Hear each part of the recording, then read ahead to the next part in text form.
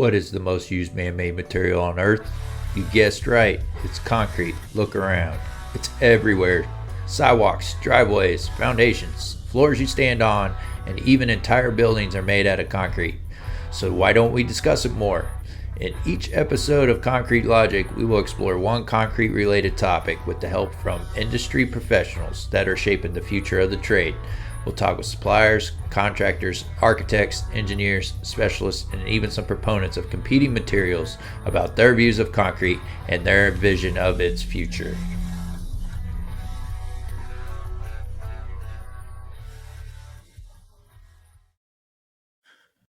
And welcome to another episode of the Concrete Logic podcast. Today, I have Kirk Roberts with CJGeo. Kirk, thanks for joining the show today. Yeah, certainly. Could you tell us a little bit about yourself and CJGeo? Yeah, certainly. So my name's Kirk Roberts, and I am the Vice President of Preconstruction here. So I primarily work on special projects, and specifically we're a lightweight grouting contractor. So we make and place grouts that are very lightweight, so as light as 2 pounds per cubic foot, up to stuff that typically is in the 30 to 50 pound per cubic foot range. And we do it for a lot of primarily lightweight fill, so big, huge embankments of very lightweight material in the vertical and kind of transportation market. And then we also got a lot of experience working on kind of unusual ground improvement grouting that doesn't really have a lot to do with concrete, but sometimes can be pretty cool. So we'll stop 25 million gallon a day leaks into mines and things like that, which if you think of 25 million gallons a day is a lot of water. So primarily just pumping high volumes of grout, most of which are really lightweight.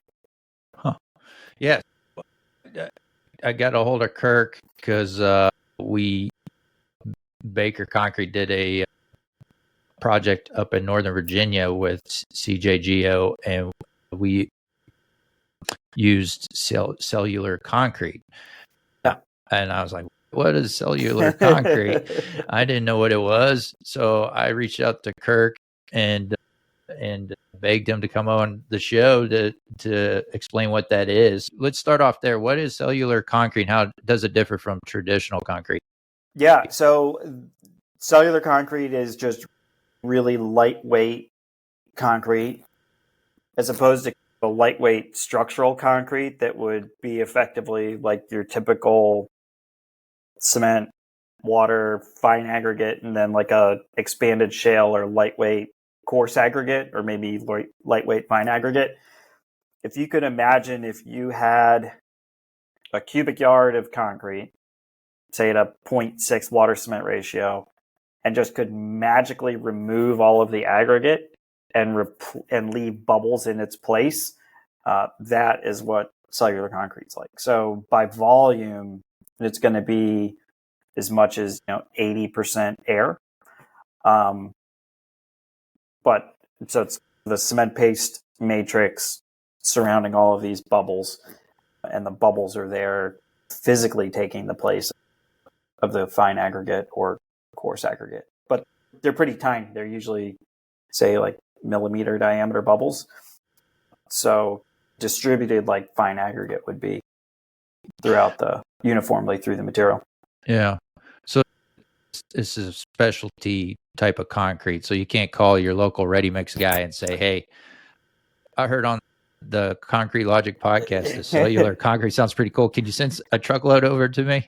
Yeah, typically not. So there are a bunch of different ways to make it. One of the ways does use the ready mix supply chain, and on really small volume stuff, say 3 or 4 cubic yards, the way to get the bubbles into the mix is you start with a slurry. So typically 0.5 to 0.75 water cement ratio paste.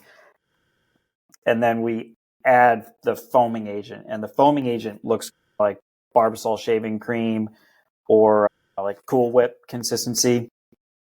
You mix that in, and there are ways where you can just pretty crudely spray the foam into the back of a ready mix drum. So you may get a load that say has 2.5 yards of slurry sloshing around in the bottom of it, put 7.5 yards of foam into the back of the truck, and then just sit there and do a high-speed mix for a couple minutes, and they'll mix together. But generally, demurrage is increased there.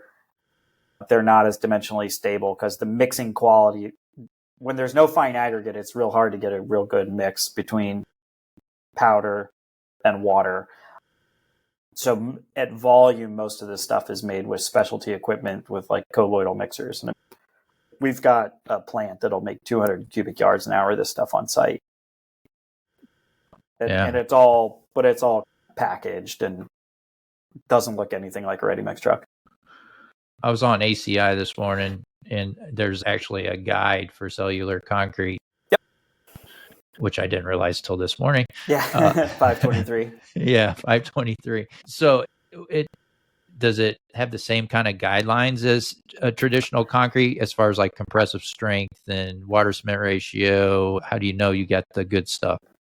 The thing with 523 is it was really written a really long time ago, and a lot of stuff has changed.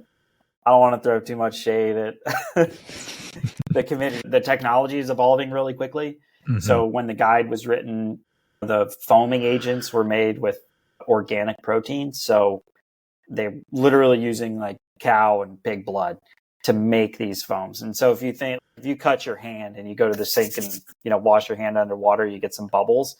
They pull those proteins out of blood and then aerate them and then mix it with paste. That's what the Romans did. I'm thinking back to the history on concrete that we did a long time ago. But they used pig's blood and all kinds of other animal blood. Yeah, so that gets you your Aaron treatment, really. So a lot of the that was really the only way to make cellular when most of the ACI stuff was written. But as far as their standards on testing, there's a one from ASTM. There's I think 796 and 869, which talk about like evaluating the foaming agents themselves, because anybody can you can take Dawn and stir it up with a whisk and some water and have like really nice looking foam. But can you then take that foam, mix it with real high alkalinity slurry, pump it, have it sit there and be dimensionally stable while the foam set or the paste sets? ASTM looks at that and effectively has benchmarks to say, okay, this foam meets the requirements of 869 and 796. And then there's another one, C495, which is a lot about sampling on site, QA, QC, that kind of thing, and compressive strength testing. Generally, this stuff is, I like to joke when I'm working in the vertical market and working with structural engineers, and you say 50 PSI, and the structural engineers are like, oh, that's so weak. And, everyone's like 50 PSI, we would get thrown off site if we made 50 PSI concrete. But the whole thing is you're not, I'm pulling out my trusty TI-83 here. Is that a TI? It is, yeah. Yeah. And it's got my wife's Britney Spears sticker on it from high school. Oh my gosh. You're showing your age, dude. I know. No, it's my street cred. And it's got lines on the screen where the pixels have died, but it still works well. Seen one of those for a good 20 years. Yeah, no, old trusty. But yeah, so 50 PSI is really low. But when you look at that from like a PSF, like a bearing capacity perspective, because most of the time this stuff is in place of like soil, or it's between, say, like a slab and soil and a wall, or just in place where someone may use like foam that only has 10 PSI compressive strength or something like that. Then 72 PS or 7,200 PSF sounds great to a geotech. If you tell a geotech 7,200 pounds per square foot, they're like, let's build a highway. You tell 50 PSI to a structural, and they're like, where do I start saying no? Right. So the strengths usually are really low in the concrete world, but in the soil world, generally significantly stronger than soil, that kind of thing. Yeah. So Where do you see cellular concrete is most effective, and why? on the vertical side, Hmm. probably the biggest opportunity really with all lightweight materials is there's the upfront value saying, okay, we can make this building lighter. So we've done a lot of work on, and there's a lot of use of it, say where you've got the recent project in Norfolk, Virginia, which is the way the whole mouth of the Chesapeake Bay formed is there was a meteor that crashed into it, who knows how long ago, and flung all of the material out. The swamp was just like before, and then a bunch of sand got deposited on top of it. So you've got this layer of just like unbelievably soft material. Like there are spots where it may be 50 to 80 feet of peat that if you were to drop a rock in would just like sink. So you've got this, so all the ground is settling. And so it's okay, the lighter we can make structures, the better. Did a job down there where they were able to they did rigid inclusions. Mm-hmm.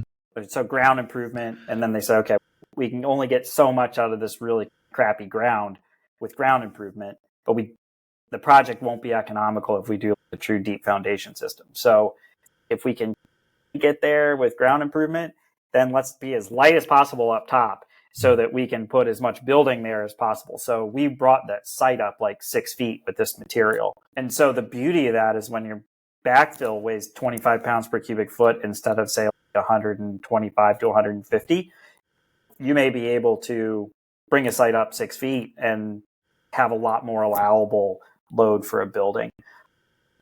So there's opportunity there. And then also when you get away from the coast and start building projects on slopes, one of the cool things about this stuff is when you pour it, it's a liquid, but it's really light as a liquid. And then once it hardens, which takes 6-8 hours, like a lot of times you can drive like a 25-ton excavator on this stuff the following day. So it may be really lightweight and in the concrete world, low strength, but it's still more than adequate. You build roads on top of it, bridge approaches and things like that. On those sloped site environments, you can say build a retaining wall and backfill behind the retaining wall with this material without pushing that wall over or needing to brace it. So like we're getting ready to do a project out in the mountains of Virginia in a couple months where they designed this kind of zigzagging wall through an academic building and said, okay, the wall, ultimately, the wall's not designed to be a retaining wall in an unbraced condition. Once the floor is poured on top of it, it's braced. But you have to backfill. It's like this chicken and the egg thing. You got to backfill the wall to pour the floor that's going to brace the wall that would let you backfill it. Uh-huh. So how do you pull that off? They talked about a couple things. They talked about building a mechanically stabilized earth wall with a 1-foot gap, effectively build like a sacrificial wall, expensive and time consuming. We'd also do a lot of work on the remedial side of things as opposed to the new side of things. There's a project in the western part of Virginia where there's one of those walls that is now moved enough that it's pushing on the basement wall that it was designed to protect. On those kinds of things, they may long-term have issues. So here, what we're going to do is they've laid the soil back, say like a one vertical to 2 horizontal. So you've got this self-stable slope, and then you just backfill with this material behind it. And you could do it with flowable fill too. But if you're doing it at 150 pound per cubic foot flowable fill mix, or maybe even 90 if you get it real high air entrainment, you may only be able to fill 6 or 8 inches at a time. So it's like you put 8 inches behind your wall, then you let it set. Then you put another 8 inches behind your wall and you let it set.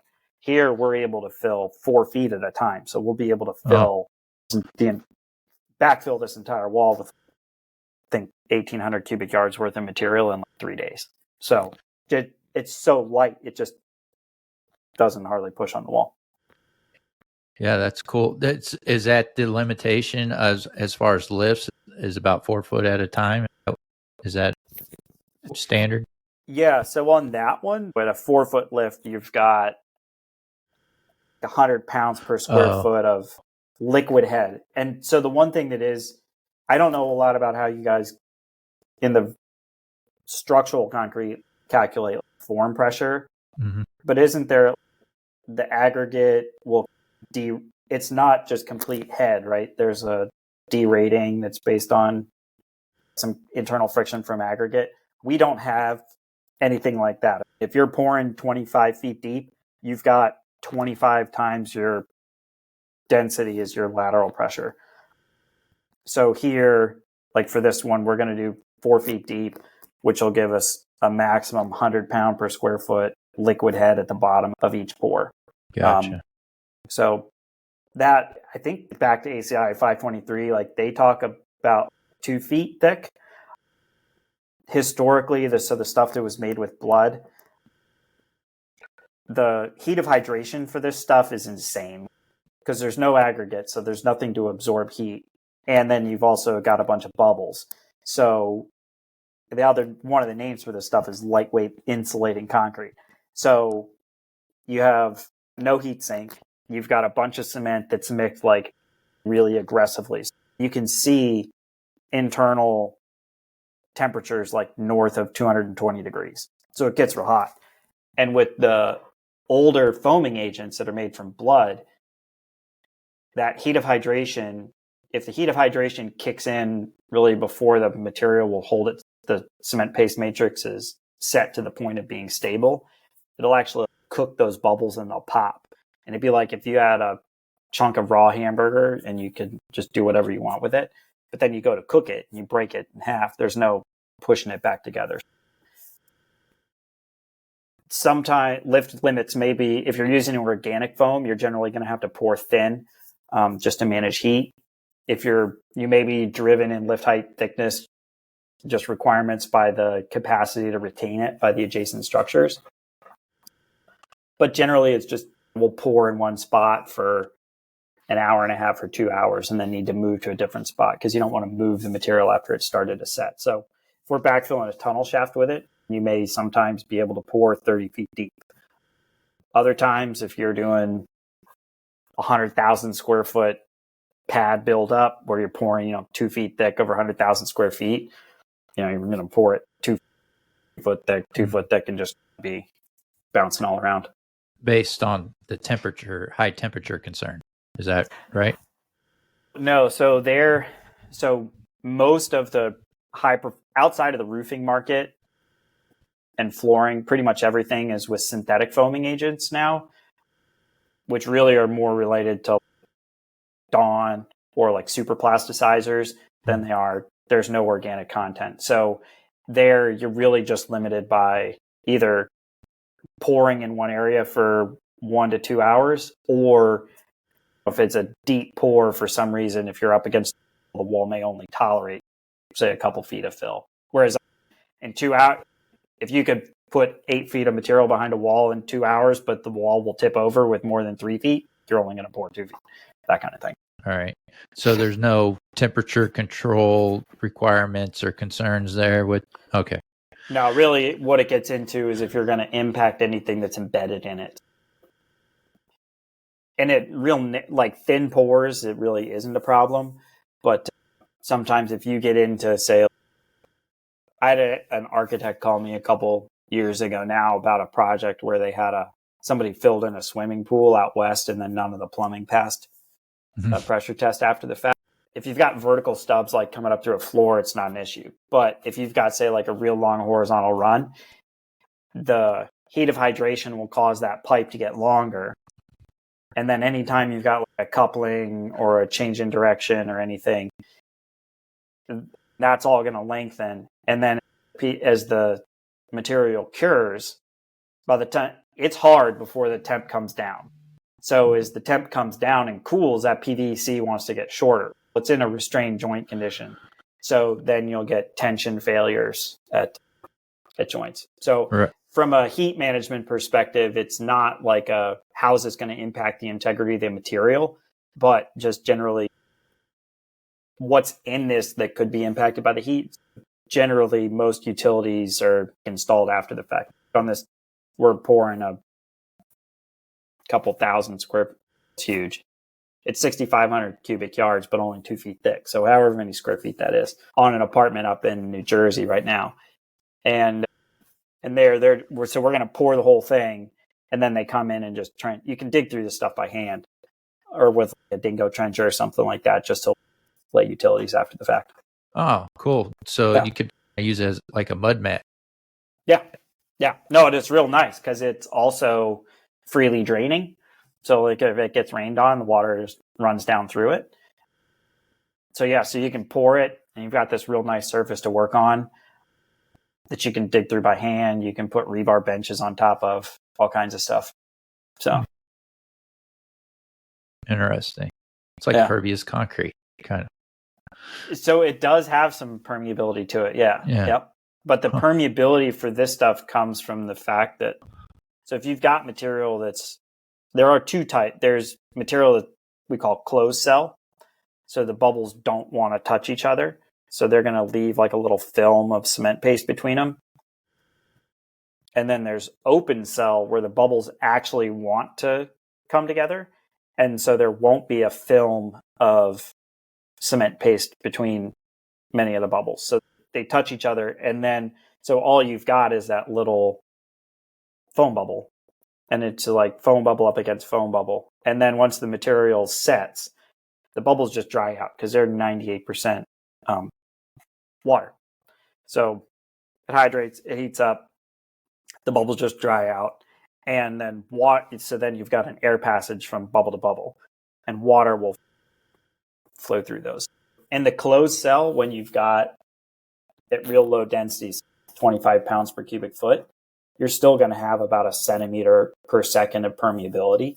Water will flow through it, but at the same time, enough of the bubbles are closed cell and not touching anything else, or not touching other bubbles, that material will float. It generally has a couple pounds per cubic foot of uplift capacity. But the closed cell material, or the open cell material, that's going to have 3 centimeters per second of permeability down at 25 pounds per cubic foot. And you take a piece of material that weighs half the weight of water, throw it in water, and it just sinks right to the bottom.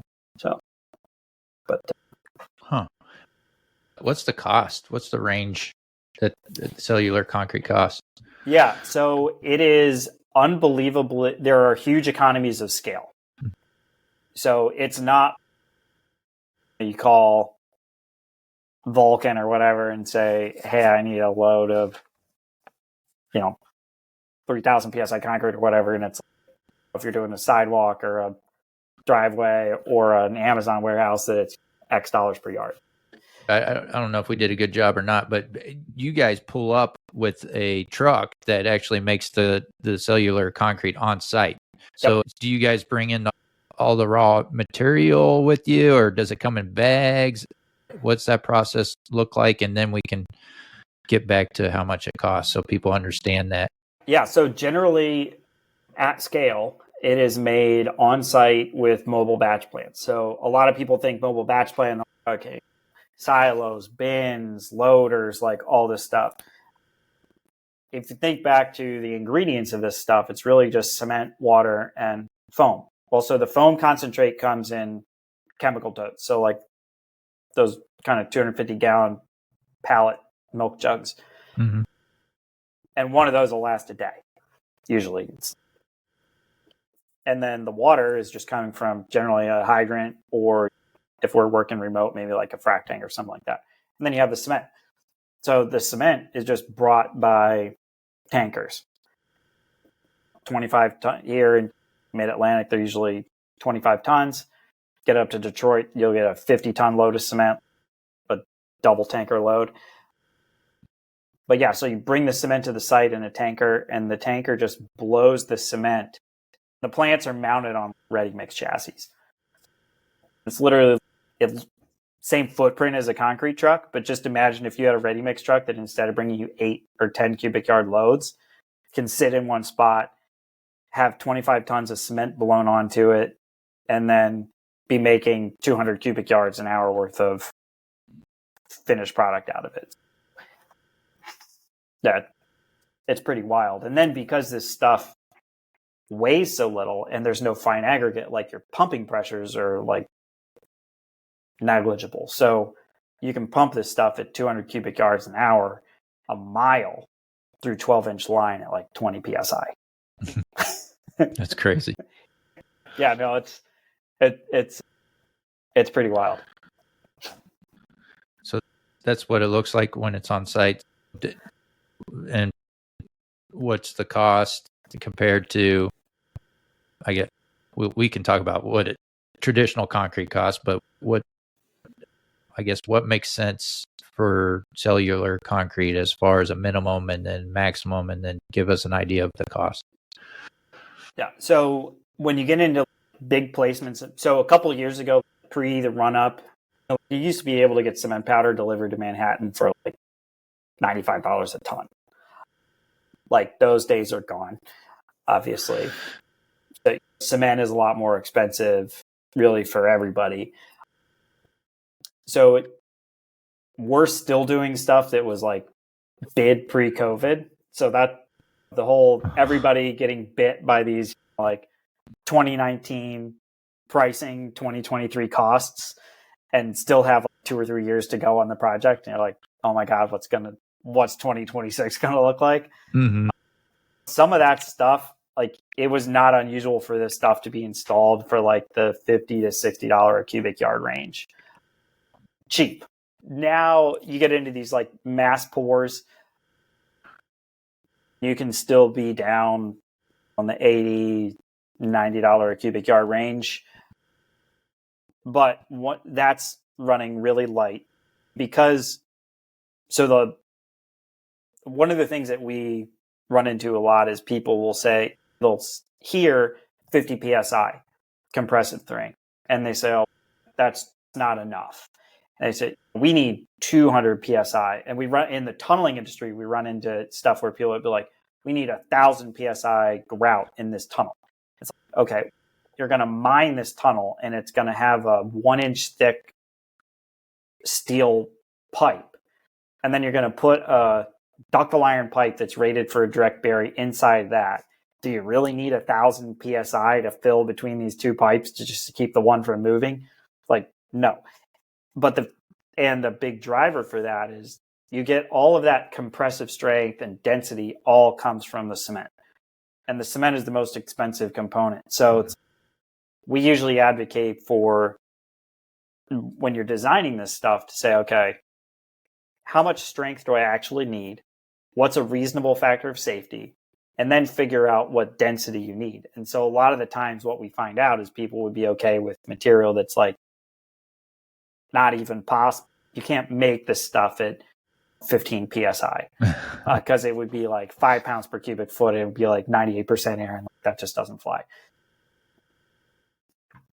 As compressive strength requirements increase, per yard prices increase, but generally most stuff is $100 to $150 a cubic yard in place. If you can get up to a site and place 800 cubic yards a day and just roll with 6 dudes, it's going to be less than that. We filled a mocked up nuclear reactor one time, and it was like $5,000 a cubic yard. But if someone called you, if you think about it like from a structural concrete perspective, if someone called you and said, I need to do this 3 cubic yard thing, it's a 3 cubic yard pour, it's 5 hours away from your shop, it's got to be like, everything's got to be perfect, and be like, it's not going to be cheap. It's the same thing. Gotcha. So there's not necessarily a minimum that makes sense.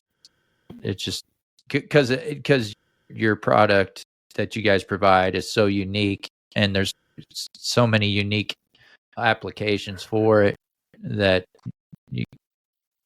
it just depends. It does. Yeah. You're a business development guy like me. That's the thing we say. all the time. It depends. Yeah. And that's another thing. We do a lot of work where we're, say, like working in place of someone using flowable fill. So a lot of, on the utility side, you may have North Carolina is a great example. So North Carolina DOT says that anytime you take a pipe out of service underneath a state highway, you have to fill it. So flowable fill, say an 8-inch pipe, and you have to fill it with flowable fill. You may need to dig it up like every 150 linear feet to get the CLS. Sometimes guys with pumpable mixes where you may be able to go like 300 or 400 feet, but that's really rare. Generally, what they end up doing is the sand will segregate out of it and they'll mushroom the road 100 feet down, and they're running at like a couple hundred PSI. The beauty of a material that's 80% air is you can pump it really far at these low pressures. The per cubic yard rate so a lot of times we'll send pricing out in dollars per linear foot, because it's like, if you tell somebody, and they look at it and they're like 1,000 yards, I can call Chandler and they'll send me CLSM for $87. Okay, but so yeah, it's $87 a cubic yard, but you got to spend $5,000 a hole every 150 feet, and you got to place it. You guys place it. Whereas like with cellular concrete, you could hook onto your 8-inch pipe here, and 28 minutes later have material coming out of the vent 3/4 of a mile down the road, and you never had to dig an intermediate hole. There's a lot of constructability in like time, like in the vertical market, like not having to do bracing, thinner walls, that kind of thing that tends to balance out a lot. But it usually is significantly less expensive per cubic yard than, say, expanded polystyrene, so the EPS geofoam blocks and foam glass aggregate. Some of the expanded shale aggregates are less expensive per yard, but if you're going for weight reduction and your material weighs 60 pounds per cubic foot, you may need to have twice the volume of 60 PCF material as you would with 30 PCF material. So that helps to balance things out as well. What do you think about the future of cellular concrete? Where do you think it's going to be utilized more? Yeah. So I think one of the coolest applications in the vertical market and in the civil market as well is lateral load reduction. There's a lot of lightweight fill material out there for just settlement prevention. So it's okay, we've got underlying compressible soils, so we're going to try to build as light as possible. Where we're seeing a lot of people will get really excited about it particularly in the vertical construction market is, okay, like we did a job at DC a couple of years ago where they did an early procurement package for a parking deck on this big kind of redevelopment brownfield site. So they bought this parking deck and they said, okay, we're going to put the parking deck here, and it's going to be the cheapest parking deck ever because it doesn't need to have any lateral load capacity or anything. But they knew that ultimately it needed to have third floor drive-in access. So they procured this precast parking structure that could have no earth pressure on it whatsoever. But they knew that they needed earth up to it to be able to drive in, and they weren't going to build a bridge. So what they ended up doing is building the second wall, just a sacrificial wall. They ended up doing it as a cast in place, just a poured wall. And then we backfilled that whole thing. And so they saved a ton of money optimizing their parking structure by designing lateral loads out of it. And I think that's those are some of the coolest projects that we work on. It's, hey, we've got this wall that we've got to backfill so that we can pour a slab to brace it. But it's until that slab is there, the wall can't really be backfilled. So it's, how do you really gently backfill this building? And traditionally people have done it with geofoam. There's a project up in Tyson's Corner that we did a couple years ago where we did all the plaza fill with cellular, but they built this thing right up against a slope and it had 10,000 cubic yards worth of geofoam. Ooh. between the building and the slope. And we tried hard. It was bid back when geofoam was like $80 a yard delivered, and then before like petroleum prices went up and transportation got sticky. And the site contractor was on the hook to do it, and they just got destroyed. And we tried our hardest to help them out, but the architect was like, "Oh, it's too much concrete." What's the difference? It's foam that's made out of cement, or it's foam that's made out of plastic. Mm-hmm.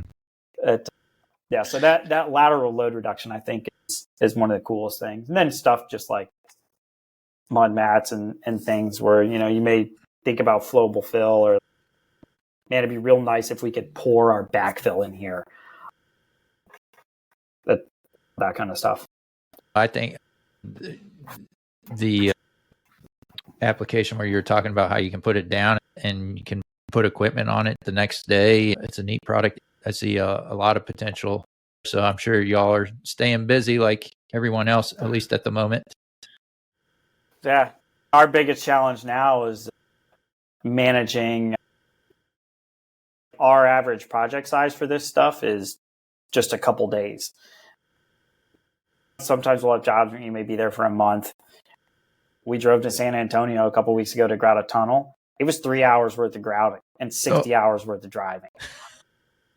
But it's like one of those things where it's, hey, we could do this with flow fill, but try finding a ready mix plant that's going to tell all their structural customers, hey, we're not going to do anything today other than make flowable fill for this tunnel.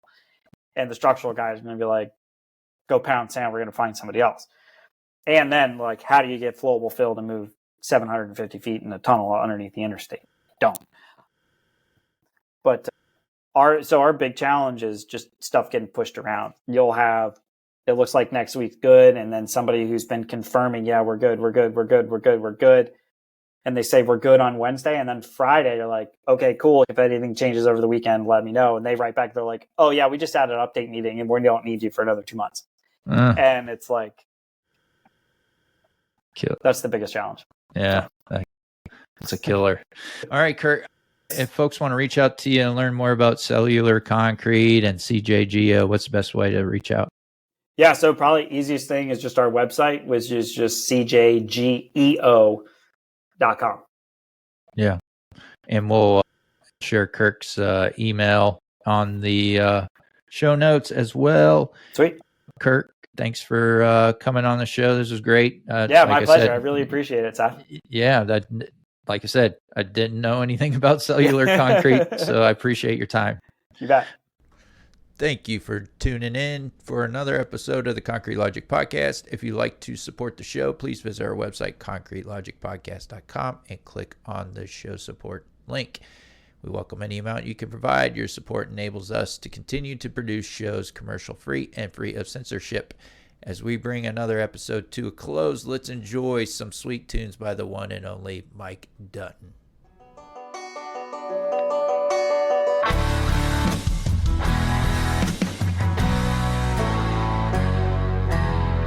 Ring, ring, that alarm always sings couple hours before the sun comes up. Open up the side, put some diesel in the lights, and wait till the trucks roll up.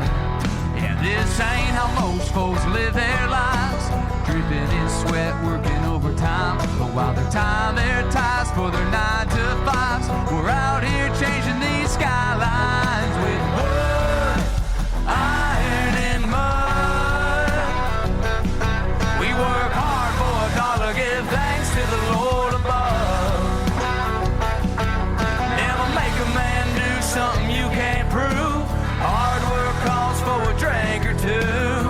Expect more, it's written in our blood. With wood, iron, and mud. From the swamps to the city, from the Lone Star heat to the woods of the Georgia pine. Good old boys and girls who ain't afraid of getting dirty for a clean time. And if you want to see the fire in a grown man's eyes beneath the hot summer sun, find the wild-eyed boys clocking days and nights, working hard to get that job done.